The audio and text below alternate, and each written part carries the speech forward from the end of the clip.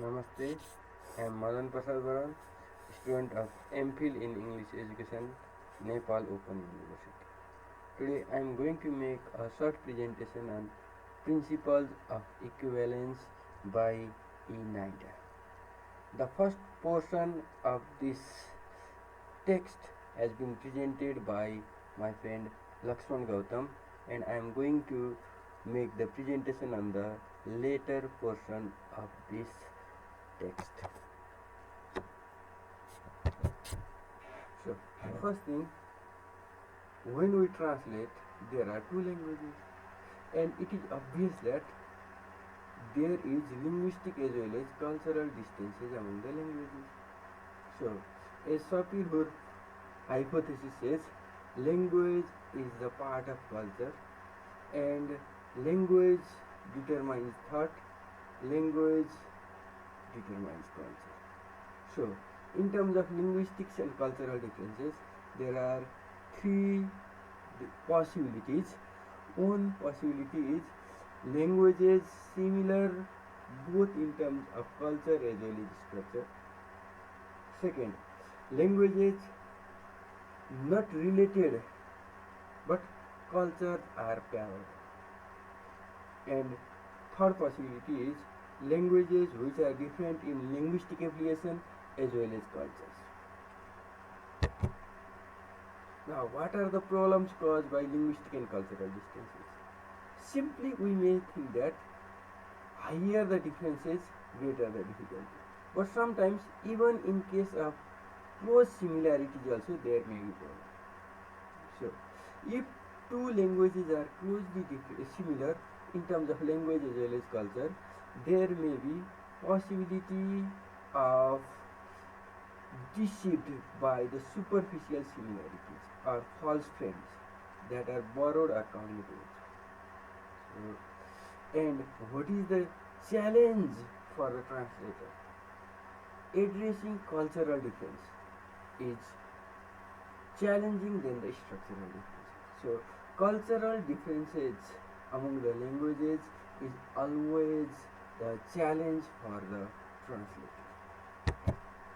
So, the text has given series of definitions by various scholars, and they are based on the materials translated, purposes of the publication, and need of the prospective audience. So the writer mainly talks about the poetic translation, and he thinks that the greatest challenge for the translator is to protect both form and content in text in case of poetic translation.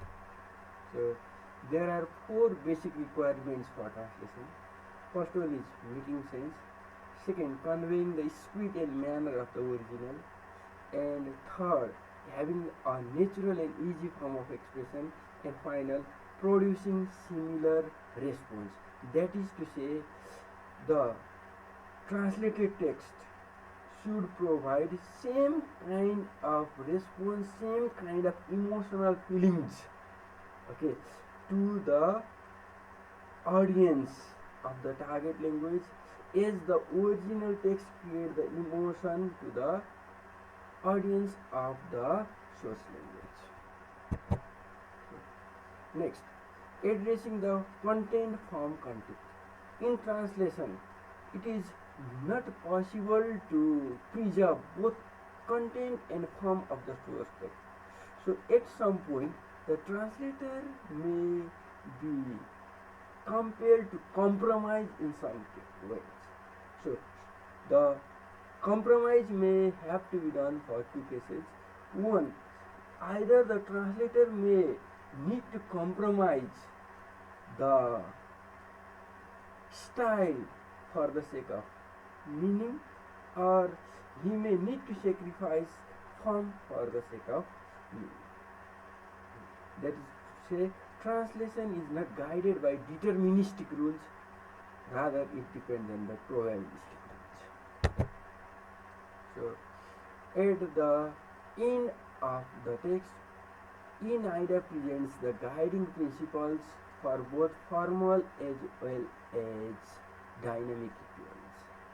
So, for formal equivalence, it is source language oriented, and it keeps all the forms, all the structures, all the vocabularies, all the word classes, all the punctuation marks, all the paragraphs, all the stanza of the source language text. So there is noun are replaced by nouns, all the punctuation marks are intact, and there is no adjustment even in idioms, and in case of idiomatic expressions the translator provides marginal notes or footnotes to make the sense clear to the audience.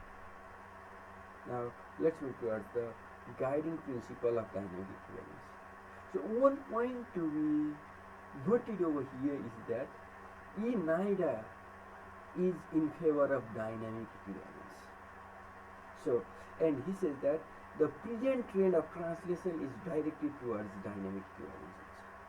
So he defines dynamic equivalence as the closest natural equivalent to the source language message. So the definition includes three basic terminologies: equivalent, which points towards the source language message; natural, which points towards the receptor language and it is directed towards the equivalent response rather than equivalence of forms; and closest, it binds both of them together for getting highest degree of accuracy.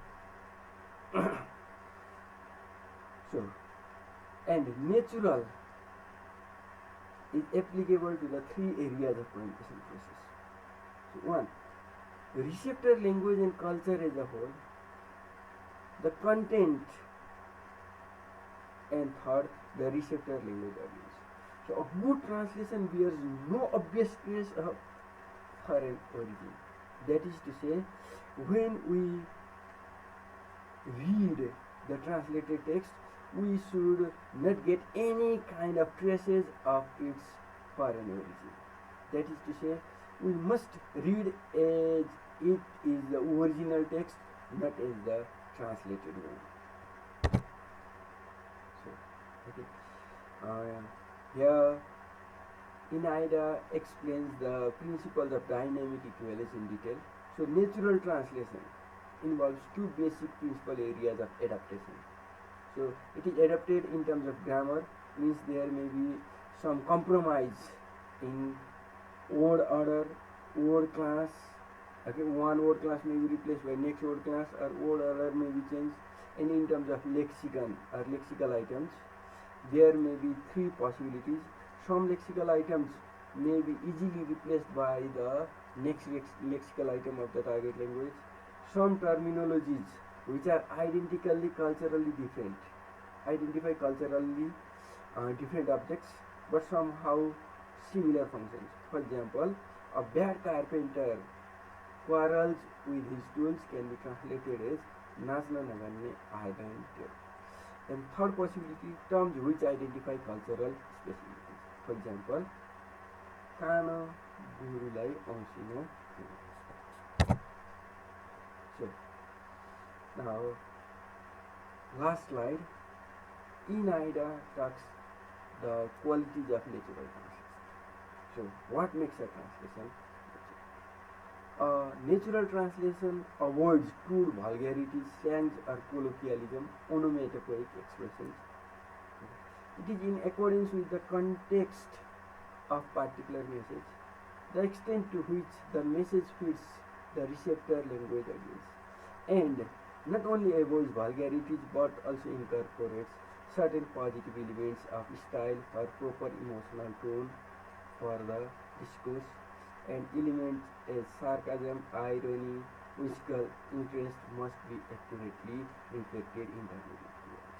That is to say, a dynamic equivalence admits additions or omissions in order to make the translation natural. This all. Thank you very much.